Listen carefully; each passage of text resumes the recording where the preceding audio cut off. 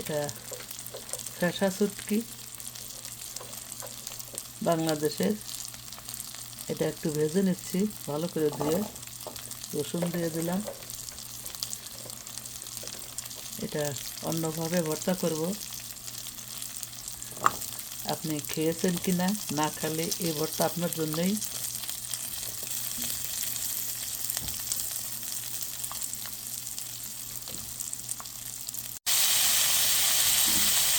এবার বরবটি দিয়ে দিলাম।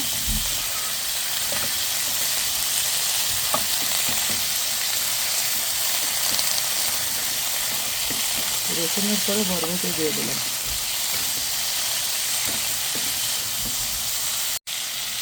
একটু হলুদ দিয়ে দিলাম।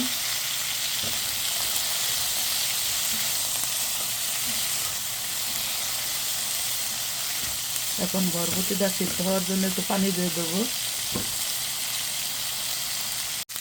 আমার গার্ডেনের নাগামরিচ দিয়ে দিলাম আর কাঁচামরিচ দিয়ে দিলাম। এটা ফ্রোজেন, এটাও ফ্রোজেন, দুটাই ফ্রোজেন। এখন একটু পানি দিয়ে দিয়ে লবণ দিয়ে কভার করে রাখবো, পেঁয়াজটা পরে দেবো। এখন কভার করে রাখবো, পানি দিছি, পেঁয়াজ দিয়ে দেবো একটু পরে।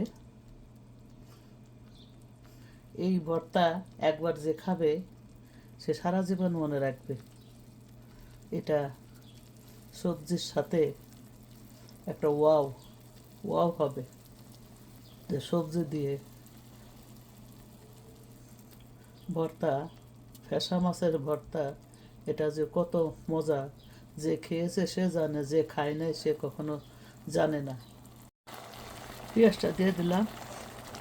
এ দেশের পেঁয়াজ অনেক বড়, একটা দিলেই এনাফ, একটা দিয়েছি। এখন একটু কভার করে রাখবো লবণ দিয়ে। প্রায় হয়ে গেছে, পানি দেখা যাচ্ছে, ওই পানিটুকু টেনে গেলেই নামিয়ে নেব। এবং আমার পাটা ছোটো, একটু ব্যালেন্ডার করে নেব,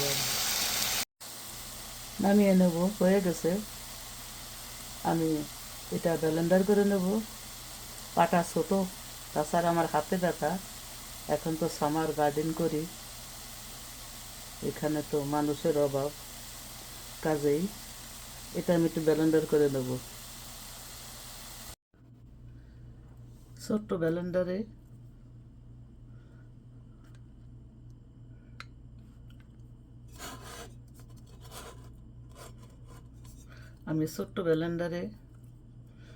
ভর্তাটা তৈরি করব। বড়টা এখন মাখাইতে চাই না, দুইবারে করে নেব। শুটকি রেডি, রুটিও রেডি। খিচুড়ি দা খেতে পারেন, ভাত দা খেতে পারেন, রুটি দিয়া, পরোটা দিয়া, যে কোনো কিছু দিয়ে খেতে পারেন।